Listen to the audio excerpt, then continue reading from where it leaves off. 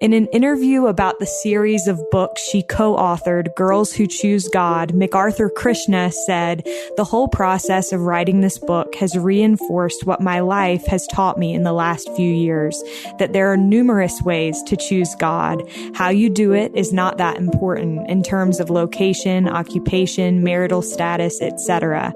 There is not a cookie-cutter shape to how we should each choose God in our own lives. It can be a vibrant kaleidoscope of solid options, but making that choice, choosing God, is vital. For me, I am clear that the wild ride I am on is God's path, and it is both much more abundant and insane than I ever imagined."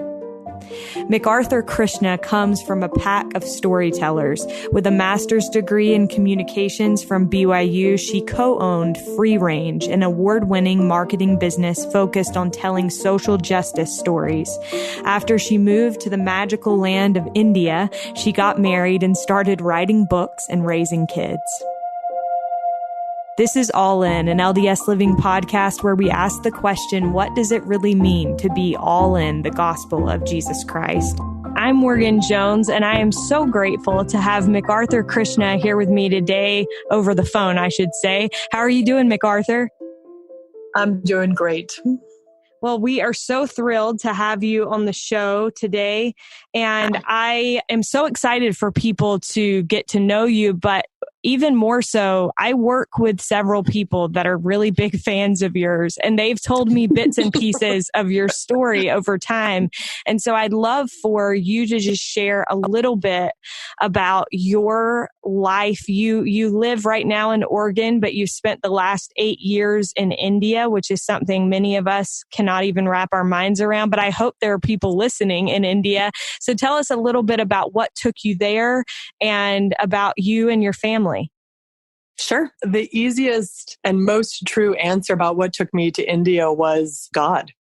That I said my prayers and, okay, that sounds really simple. Over the course of an entire year, because I doubted God and because I doubted what was sitting in front of me, I was praying and fasting literally once a month, talked to my bishop and friends and parents, and at the end of the day, turned to God and said, what am I supposed to do with this? And I got back the most clear answer to prayer that I was to marry my husband and move to India. And so it's one of those things where it was the most cognitive dissonance I'd ever had in my life. And at the same time, once you have an absolutely clear answer, which is not always the way prayer works, but in this case it was, thank goodness, then it was very easy. You just do it, right? Yeah. Tell us a little bit about why there was that cognitive dissonance. Oh, a long list. So my husband is a very spiritual person, but is not of our faith. And that was not something, obviously, I'd ever expected in my life. In fact, he said to me, I know getting married in the temple is really important to you. So how about if you just go inside and you get married in the temple and I'll just be outside waiting for you? And I said, oh, sweetheart, if I'm going in, I'm not marrying you. And he's like, oh, bad plan. Take that back. And so that was one of the main reasons. And when I finally actually told my mother, like, Mom, this is the person I'm supposed to marry, she said, oh, yes, dear, I've known for a year. I've just been waiting for you to figure it out, which is like the best example of mothering, right? That she was so in tune with God that she had the answer first. But she knew her daughter well enough to know that I had to have the answer on my own. And she trusted God enough that when the answer came back rather unorthodox, that she was willing to have the faith to let me follow that. And so I think it's actually a quintessential example of my mother's parenting, where she was always in tune with God and we always trusted that. But she also knew that we had to have our own relationship. And she also knew that we had to have agency to grow and develop that as people and develop that relationship with deity on our own. So yeah, it was a tender mercy that when life takes you for a very, very different turn, that you have the comfort of parents and their trust in your answers and their own answers. So yeah, I think this is something that we should pause and talk about, because I think it's so important. There are many people within the church that are in this same circumstance of being a member of a part member family, and trying to figure out the balance of, how do you talk about things of faith and how much in your home and how little. And I'm curious about your thoughts about how you've been able to make that work. So one thing I should be very clear is that everybody's path is different. And so I can talk about my path, but that in no way implies it should be somebody else's path. Yeah. And so the Mormon Women Project also just did a series of mixed faith interviews, messages, essays. And so they gathered a wide range of people who are experiencing this in very different ways. And so I'd recommend whoever's listening, if this is something you're interested in, go find that. Go look at the Mormon Women Project and read the range of experiences, because everybody's doing that different. And so I think in my case, the Mormon Women Project, by the way. Yeah, they're amazing. So in my case, I think it was, I will say I will feel really blessed, because I had a very clear, like I said, the most clear answer to prayer I've ever had, I've ever experienced. It's as the Joseph Smith line, right? Like, God knew that I knew. And so when you have that kind of assurance, which is not the way that answers to prayer, in my world at least, usually happen, then it means that everything else, everything, and I mean everything, like all caps, is manageable. And so everything in my instance involved, like, let me think, India mafia, cobras, not always running water and electricity, crazy hot temperatures, all of the deprivations, there's so much chaos and craziness. I mean, there's all of like the India that I love, there's all the India craziness. And then there's like situation that went even beyond, right? Like, you never in your life expect that you're going to be sitting like in an Indian police station, having a conversation that feels a little bit like a Bollywood movie, like with the fan thumping, right? And the dog running through, and the man across the desk, like, massaging his mustache. And you're just like, how in the world did I get here? Like, oh, right. I followed God, right? And so for me, that mixed faith piece of it means that God, Heavenly Father, and Heavenly Mother know my husband. They know he is good. They know that the path we're going to be on is different than the path I would have expected. But that does not mean it is a quote unquote bad path, right? Right. And so because my situation meant that I had this very clear answer to prayer, that meant that I could be like, Lord, you knew this was going to be tricky, right? And it's tricky. I mean, that's the bottom line, it's tricky. But I believe in the benevolence and omniscience of heavenly parents. And so that means they understood this was going to be tricky, and that was acceptable to them, right? It was acceptable to them that my marriage and my faith and this trickiness was all going to be part of that package. And so that means that even when I find it just like bang my head against the wall challenging, that I assume that they're like, yes, dear. Right? Yeah. It'll be okay. So interesting. So how have you, because you have, from what I understand, you have one child together, and then did he have daughters before? Yeah. So I have 3 daughters. The oldest is 17 and 11 and 4. And the oldest 2 are biologically from my husband's first marriage. Okay. And so that's been interesting because they're obviously raised in a different, maybe not obviously, they're raised in a different faith tradition mostly by their grandmother and kind of the culture around them. My husband would call him, he likes to be provocateur. So he calls himself a pagan, but really he's more of a seeker. Like, he's interested in the universe and spirituality, and he sees rich and deep meaning, but he seeks it out from lots of different places. My oldest 2 children would probably call themselves Hindu, but my oldest daughter is observing Ramadan this week. So okay. It's a different set, right? It's a different set of structures. And when I was living in rural India for 8 years, the closest church was more than 400 miles away. And those are those are Indian miles, not like interstate miles. And so that meant it was like a 16-hour car drive or an overnight train ride or a plane ride to go to church. And so that meant a lot of times we were doing home church, and which was hysterical. So when all of this business happened with Come Follow Me and then COVID, I had friends emailing me being like, you're the professional, right? You've been doing this for 8 years.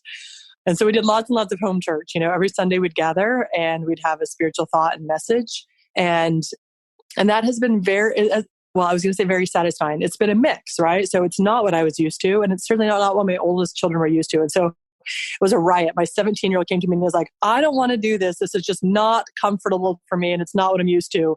And I just started snickering, being like, oh, see? And I thought I was going to avoid this conversation since I'm not a mom forcing my teenager to go to church. And so I thought I was just going to skirt that whole power struggle challenge between a parent and a teenager about church attendance, right? And here I'm having the exact same conversation with my Muslim, Hindu, something, sit around the front lawn and have a family church, which is, much less onerous than, the church building kind of structure.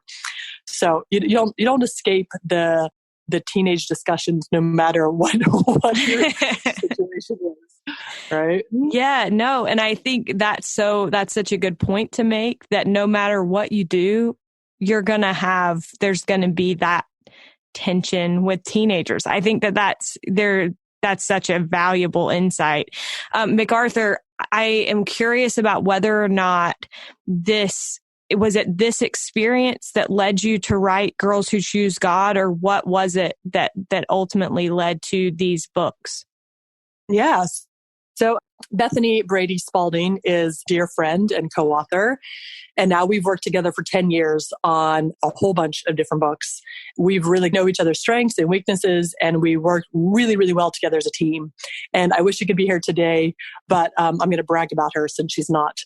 And Bethany is the kind of person that when she looks around and she sees the landscape of something, she's really good at being able to spot the hole or spot the problem or spot the lack. And in this kind of instance, it must be a genetic trait, because her 3-year-old had picked up a cartoon book of the Bible and flipped through it and turned to her mom and said, "Mom, where are the stories about the girls? I want to read about girls." And Bethany picks up the book and flips through, and lo and behold, even though it was a storybook about the Bible, where there are plenty of women, there was not a single story of a woman in that book. Not one. And a 3-year-old had been able to spot that. Yeah. And so being Bethany, most people had been like, well, that's such a bummer.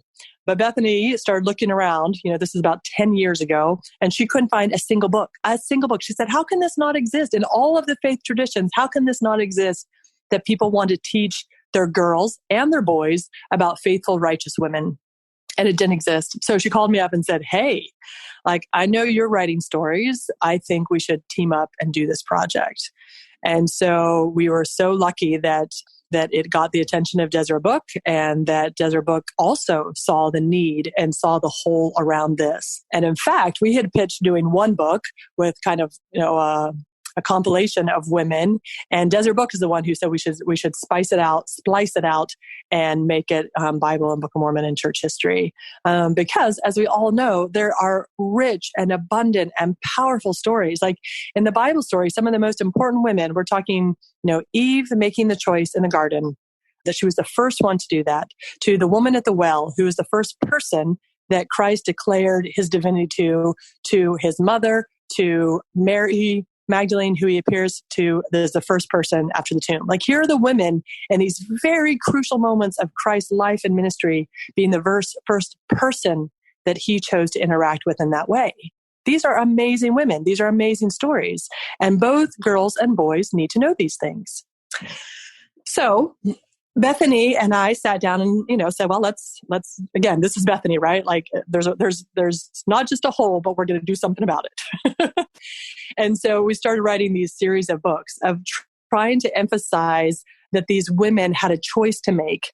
And we were very, very careful. So we went through the scriptures and we picked out women and the stories we were excited about. But one of the catches in our format is you have to be able to show a moment of choice.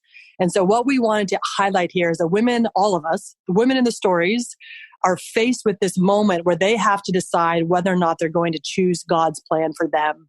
And then you turn the page and you hear what the story is. But we didn't want to just extrapolate or make things up. We wanted to really be able to show that there was this time. And so we were really careful when we went through and we read the scriptures and we talked about what the women had done.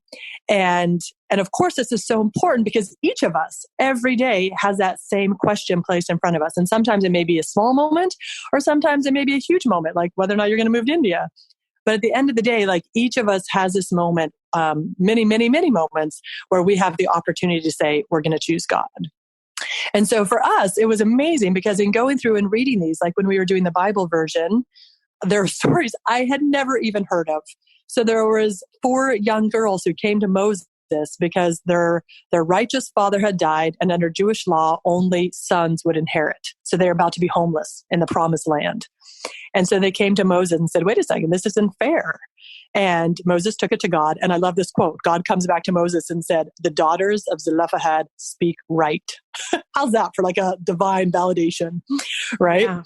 And the girls get the law of the land changed, right? It's an incredible model of not accepting social injustice and using your power and righteousness and faith to go and work through the system to make sure that things change, right? That's because things are the way they are does not mean it is the way they should be. And that's an amazing concept to teach young children. So that was incredible.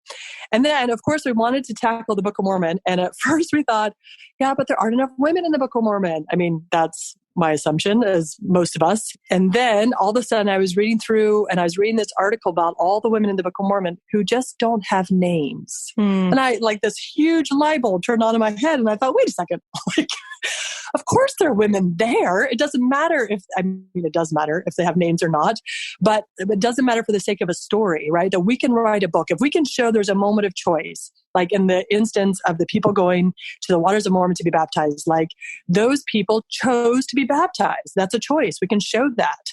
And so we were able to go through the Book of Mormon and find stories of women who are choosing God. And then we had the exact opposite problem when we hit church history because there are a gazillion women and a gazillion amounts of information and good golly. And I mean, it was just like this, sucking from the fire hose. And we were so blessed because we contacted a gang of church historians and we said, there's no way, like we can get through all of this. We are not professionals. And so they were incredibly gracious and kind and had lunches and phone calls and conference calls and like just tossed us a whole bunch of names to sift through. And then when we selected them, gave us lots of resources for information. And then when we wrote the stories, they looked over to make sure that we weren't talking crazy talk, right? And so we were so grateful to have them for this. And the reason for me that all of these things matter so much is that we have a pattern, right? When you have, 1 dot, it's a moment in time. When you have 2 dots, it's a trend. When you have 3 dots, it's a pattern. When you have dozens of dots, that shows you that there is an intention here. And the intention of our heavenly parents to have their daughters and their sons both be active, contributing, growing spiritual members of this life experience, right? It is not that one gender is supposed to learn and grow and be spiritual and the other gender is supposed to play a supportive role. That's not it, actually. Like we take turns supporting one another. Each of our own individual growth and spirituality and relationship with God is of utmost importance. And I think having this pattern of all these women through the Bible and Book of Mormon and church history is so important to show young girls that they have a model. They have a model of what it means like to be a woman who serves God. And at the same time, I hope opens it up for them. There's so much different models in these books that it's very, very clear that there's not a cookie cutter that any person should have to be. There's no way you can say, oh, look at this person's life. If they live here, dress like this, have this kind of house, have these kind of habits, they must be a person of God, right? And in fact, when you look at these stories, they lived and functioned and even sometimes contradictorily served God. So there's one story we have in the church history where it talks about that her choice to serve God was that she was meek and mild, and she was gentle in how she spoke to people, that she was this warm and loving soul. And those were her talents that she spread through the contacts and the relationships she had. She was called a great mother. And I think that's incredible. But on the flip side, there are other women who were known for being fiery orators, that they could stand in front of a crowd and they could move them. And that was their talent, to really bring people together and to create this force of energy. And what I love about these is that both of these women have, in some ways, kind of diametrically opposed talents that are all useful. There's always a use for your talent in Zion. And I think that that's a really important concept for people to internalize as far as how they are raising their kids, and how, kids and youth are looking around and trying to figure out what to do with their talents. Yeah. Absolutely. And I think that is such an important thing to realize, because I think sometimes we look at, I know myself, I am fairly opinionated and sometimes lack a filter, but I have noted that when I was younger, I think I sometimes thought that made me less of a woman. And I have learned over time that is not the case. It just means that we all have different strengths. And so I think that's such an important thing to teach children, and to illustrate, this woman had these talents and this woman had these talents, and they were both incredible Lucy women. Mack Smith stood on a barrel and called out to not just, so back up. Lucy Mack Smith was elected to be the head of a group of saints moving. And there's about 80 men, women, and children. Some of the presiding bishopric were in that group, and the group elected Lucy Mack Smith to be the head. And the head meant she was in charge of transportation and finances and arranging logistics and lodging and food. She was the coordinator, right? But there was a moment in time where their ship got stuck because they are frozen in and they're getting cold and hungry, and they don't know what they're going to do. And Lucy Mack Smith stands on a barrel and berates them and any passerby who happens to be walking by. And she gives this speech of, where is your faith? Have you forgotten your faith? And people walking by are like, why are you yelling? We be Mormon, right? And to me, when you're talking about yourself and you're talking about these talents that you bring to the world, I would call them talents. Thank you. I appreciate that. You're welcome. You're welcome. Maybe just because I relate. But every single talent can be used for good. I mean, I think that's the power of divinity, right? That it's not just a silver lining. It's the most divine, sparkly, shiny lining. Not just a lining. It is the thing. It's its core essence, right? Yeah. Every core essence is shiny and sparkly divine. And so if you can be Porter Rockwell, a gunslinger, who puts the fear of, Jehovah into the hearts of people, and he can have his talents used for Joseph Smith, then being an outspoken woman also absolutely has its place in talent. And the story with Lucy Mack Smith is she says, if we put our faith together and we remember, God can answer our prayers this very moment. And there was a thunderous crack and the ice split. And they were the only ship that got through. Wow. So if you were in that situation, you want a Morgan standing on that barrel. Hey, listen up, people. I've got an opinion about this, right?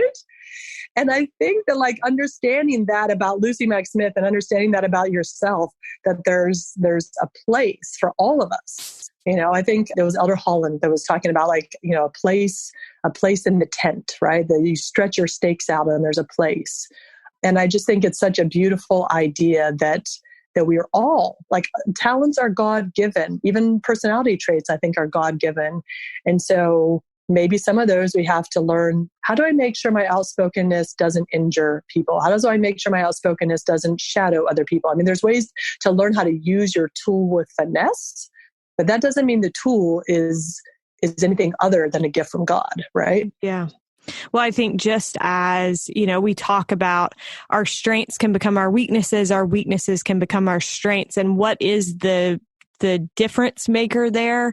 It's whether we're coming unto God and talking to him about those strengths and those weaknesses and trying to work to make sure that they are being used in the best way possible. And so I think that is such a powerful thought.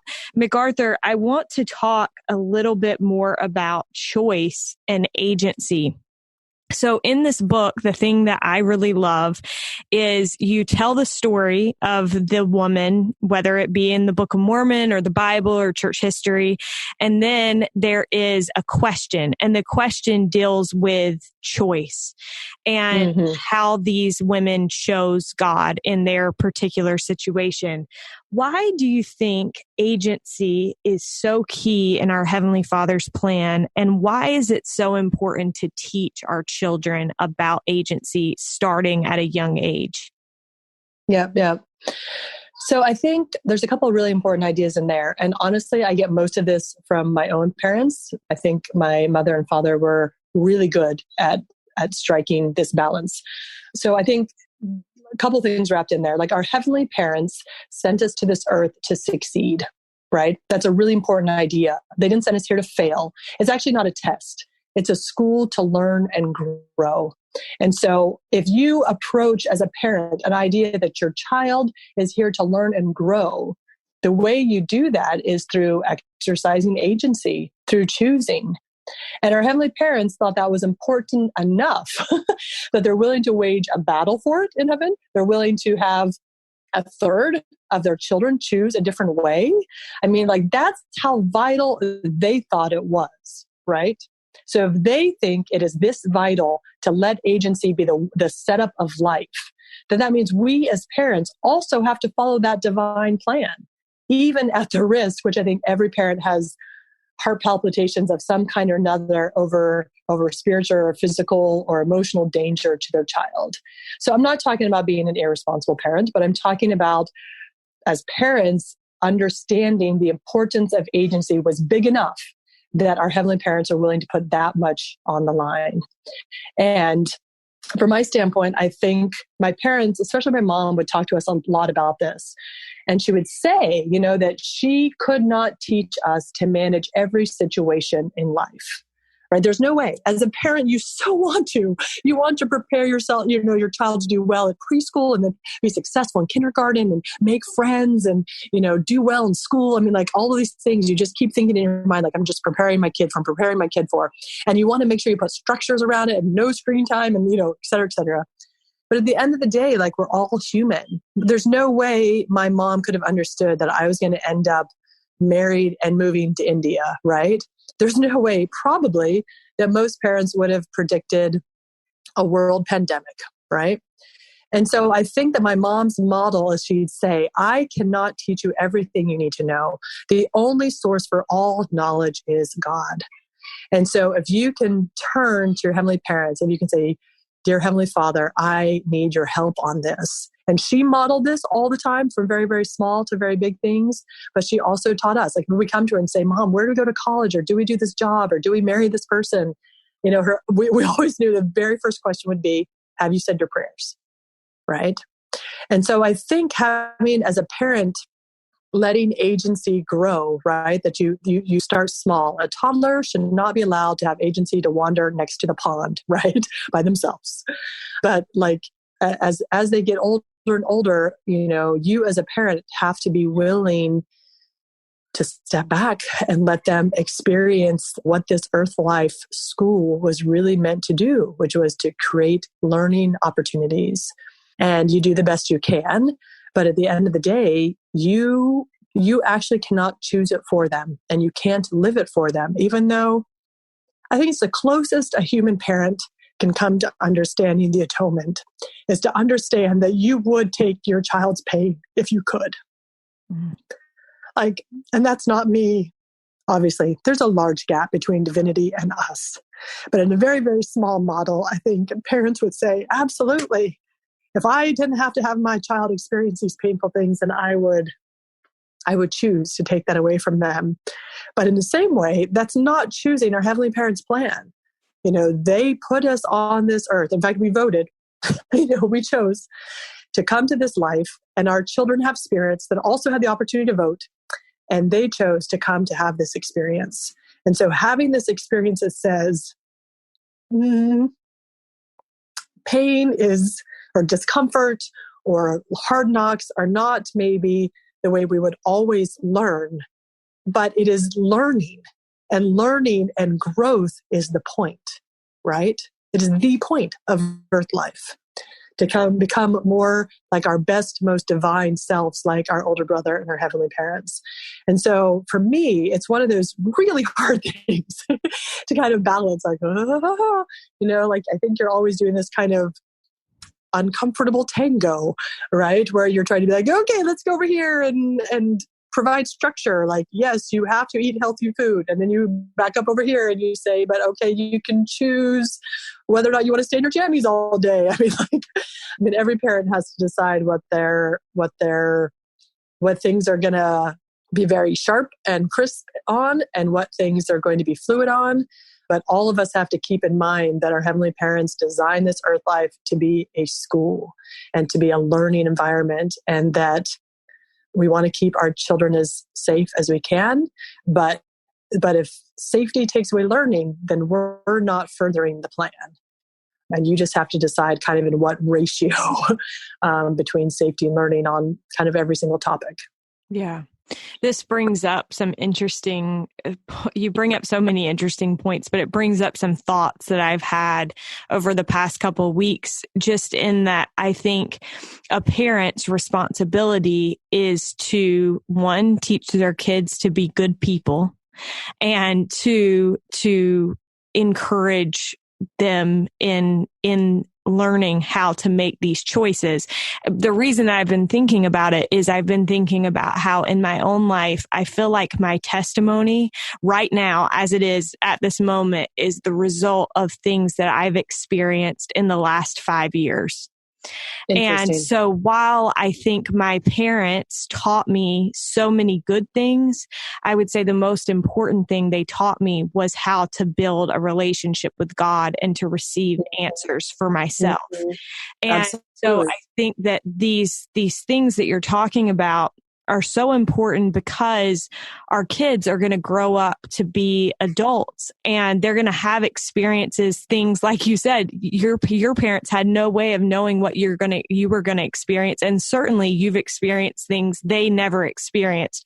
My mom was never single for an entire decade when she felt like she should be married, And so there are just different things that we experience. I was 37 when I got married. You can relate. You got me, McArthur. Thank you for that. I was 37, and my mom at 37, I think, had 6 children, right?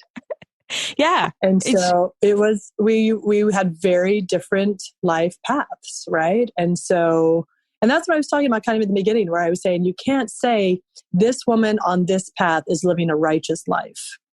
You can't say that, 37 and single, they must not be righteous, right? Or 6 kids and 37, she must be a righteous woman. Yeah. Right? Like, you can't hold up these things as definitions, right? Because quite literally, if we believe our heavenly parents are the master educators, right? Like, they are the experts at knowing how to develop our souls along this eternal path, then they know what our path needs to look like. And the different people have different souls and need different paths, right? Like, and if that isn't just obvious, okay, let's just back up here for a second. To me, that's obvious. But even if you said, like, but we're all of Latter-day Saint faith, or we're all, XYZ, all the things that make us similar, then just take another half a step back and look at the broader world. And if you don't think that a woman in India is on a different life path than me or you or anyone who's listening to this, it is a different life path. And if we think that this earth is well under the purview of our heavenly parents, then that means that her life path is just as much developmentally created for her growth as mine is for me, even though they look very, very different. And I'm talking about just basics, right? Like, well, my house in India had a backup generator. So when we lost electricity, I could still turn a generator on. Now, it might be expensive. We might try not to do that very often and XYZ, but I had the option. I had indoor plumbing, right? Like, that was part of my existence. And that was not the existence of the 10,000 neighbors who lived in the village next door to me, right? Yeah. And these are kind of silly, frivolous examples, but like every single person's life is very different. And that's true whether or not you live next door to your neighbor in Daybreak, or if you live in Portland, Oregon, or my neighbors in the village in India. Like, it is, everyone's on their own developmental journey. Yeah. Thank you so much for sharing that.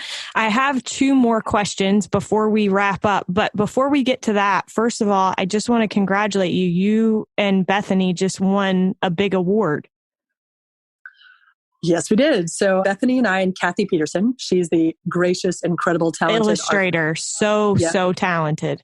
Yep, from the Girls Who Choose God series. Yes, we just got notice that the Association of Mormon Letters has awarded the Girls Who Choose God Stories of Extraordinary Women from Church History the Picture Book Award for the year, which is so fabulous in so many ways. And the reason I think this is so fabulous is because the association tries to pick out works that they feel are particularly representative or needed or important, And the reason that I think the Girls Who Choose God Church History book is so relevant right now is kind of threefold.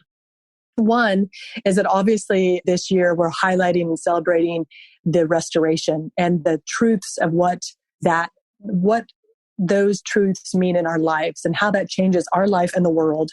And the role that these church history women had in that restoration is significant and real. And so for us to have a chance to highlight their contributions is so important always, but especially this year as we're talking about the early days of the church. It's also significant because 2020 is the 100-year anniversary of when women were granted the right to vote as a group in America, which is a very big thing. We know that equality is divine, and men and women both participating is divine. And so for us to have this chance to mark and say, women and men both fought for this right.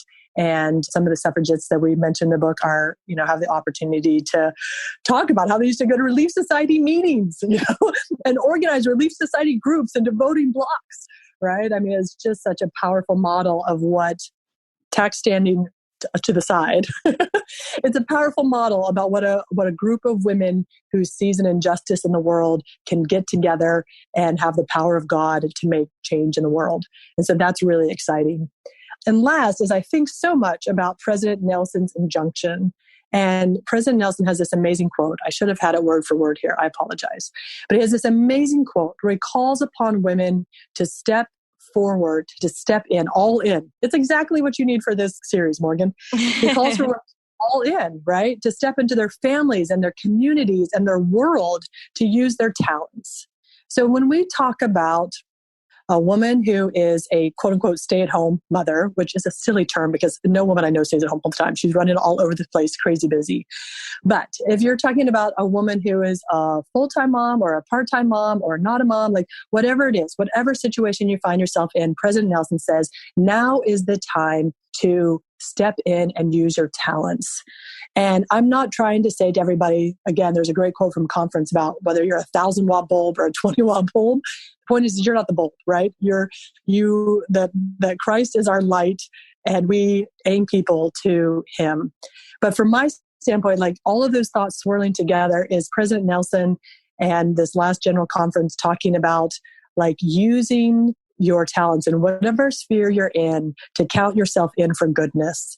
And so for me to have the Association of Mormon Letters say, yes, this book, these stories of the extraordinary women is also appropriate and applicable today to remind us that there's all these different talents and all these different ways that you can be a force for good, right? And I think I'm not trying to make anyone have a guilt trip. That is the last thing I would ever do. I would just say that whatever sphere you are in, you have the opportunity to be a force for good. Yeah. Thank you so much. I read I'm so glad you brought up the Mormon Women Project, because I love something that you said there. You said, I've learned that when you're faced with something that doesn't seem fair, it's an opportunity to choose to strengthen your relationship with God. Obviously, this is talking about your decision, your choice that you made to marry your husband. And that was not an easy choice for you. So what have you learned about that when something doesn't seem fair, it's an opportunity to choose to strengthen your relationship with God? And how have you seen your relationship strengthened as a result of that time in your life? Yeah, it's so interesting. And first of all, we should pause and say, my poor husband. Like he's a marvelous human. We shouldn't make it all out. They're like, oh, it was so difficult to marry him. Right? Like, poor guy. I'm sure he's fantastic. I actually wish we had him on here. He could defend himself, You should interview him. He'd be good. And he's fantastic, because I wouldn't have married someone who wasn't, right? Yeah. I was not going for I was in a meeting once and a woman said, if we're this age and single, we must be going for the dregs. And I would have stood up and walked out had my roommate not put a restraining arm on me, right? Because I do not think that's true at all. I have the exact opposite attitude. So there's that.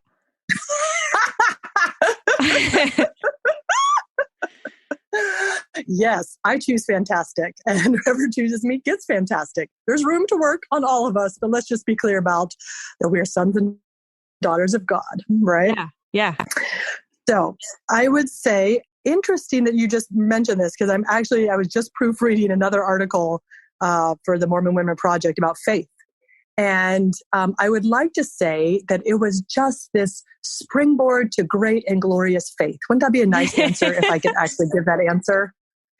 And instead, what I experienced is I went through this year of time, probably 2 years of time, where I was as righteous as I had ever been, because I had to make so sure that the answer I was getting was crisp and clear and not coming from me. Like I had to be 100% sure, or I was going to lose my mind. And so I went through that period of time where in fact, I'll quote you this. The experience I had was I was grouchy. And I said to God, really? Like I'm 37 years old and I've tried to live a righteous life, and I'm trying to say my prayers and do all these things. And you could have smoothed this path. And my prayers aren't really known for their humility, but they are known for their authenticity. So I had that conversation, right? And it was amazing. It was, again, one of those moments. This is fascinating. Some of the most clear answers to prayers and the most clear interaction I've had with God have been around my relationship with my husband, which is so interesting, right? That like whether or not I should go to BYU or whether or not I should graduate school, like all of those were, but like the husband got like most crystal communication I've had. So when I was having this kind of grouchy conversation, I paused and in a snit, and it came very clearly to me. I could have done it that way, and you would have had a relationship with him, your husband. This way, you have a relationship with him and with me. Me, all caps. Yeah.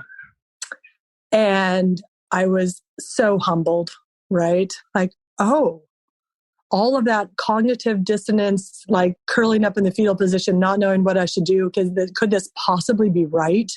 Really? Right? This right? All of the suffering that I went through as a result of this gave me a relationship with my Heavenly Father, because I prayed to him as desperately as I ever had. And I would like to say that was forevermore firmly rooted in my soul. But the truth is, as I went through the next years of life, and there were things that just got harder, which I didn't know was possible. Yeah. It's interesting how that works, huh? You're like, I think I deserve the easy train at this point. Right. Like, excuse me, I followed your path. It should just flow out. Where's the land of milk and honey? Right. And instead, I had a more wrenchingness, right? That's a word, wrenchiness. And then all of a sudden, I realized one day that the mistake I was making is that I was not turning to God the way I had previously. Wasn't that interesting? I'd learned this. I had learned this big and bold and glorious and warming truth, and somehow I wasn't living it. Why do we as humans do that, right? And it was so fascinating to me to realize that I'd actually totally backslid, right? And so when you ask me, like, what relationship have you developed in this and where have you gotten to? I'd be like, I hit a fabulous pinnacle and then I just slid down the other side of the mountain, right? And to realize that this earth life is that exact ride, probably over and over and over again, that if we're not constantly, continuously turning to God, that we're gonna slide down that valley. And I think that, or we do, and we're in the valley and we turn to God then, right? Like there's no time where it's not a good idea to turn to God. Whether or not you feel dirty, whether or not you feel wicked, whether or not you feel a failure, whether or not you feel irresponsible, whether or not you feel brain exploding cognitive dissonance, like it does not matter. Whether or not you feel, beautiful and pure and holy. All of those times, wherever you are, is the time to remember that you have heavenly parents who love you, and to it doesn't matter, I was going to say get down on your knees, but it doesn't matter. Like curl up in a fetal position, like whatever you need to do to turn to God and say, be with me, right? And I guess like that's the success story in this, is not the pinnacle, but the success story is like the continued realization for the need to recommit and try again. This life is about trying again and trying again and trying again, right? Yeah. And so if someone's out there listening, they shouldn't hold me up as the model, except that like, well, I've been accused of being stubborn.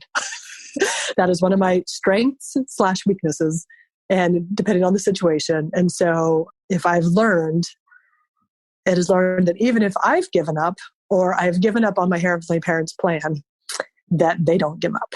Yeah. And that's a really important thing. That's beautiful. Thank you, McArthur.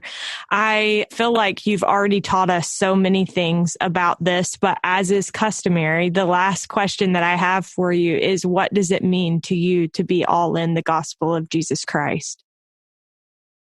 So that's a very interesting question, because it could be tackled in a number of different ways. And when I'd heard that question before, I'd assumed it was kind of all the answers I just talked about.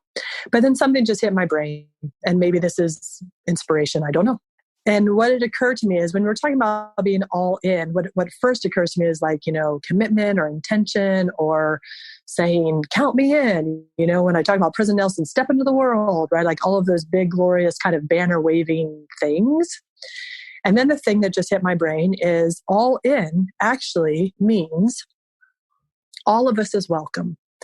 And I mean all of us as in entire humanity is welcome, but I also mean on the micro level, all of me is welcome. Mm-hmm. And so if I'm going to be all in, that means I bring my whole self. And that means foibles and imperfections and stubbornness and feistiness and opinions and energy and laziness and whatever else. And that being all in means my heavenly parents and my brother Jesus always love me. And if you know that, then it's easy. It's not easy, but if you know that, then it's possible to be all in, because all of you is welcome. And I think that is a really important idea. Thank you so much. I'm going to call it inspiration too. So there's that. McArthur, thank you so much. You are such a pleasure to talk to. And thank you for being so open and sharing so many wonderful thoughts with us. You're welcome. It's been my pleasure to be here. I sincerely hope that, to me, words matter. And I hear words that can spark my soul. And so I hope something here today is sparked for someone else. Thank you. We are so grateful to McArthur Krishna for joining us on today's episode. Be sure to check out the Girls Who Choose God series at Deseret bookstores or on DeseretBook.com. A big thanks to Derek Campbell of Mix at 6 Studios, and thank you all for listening. We'll be with you again next week.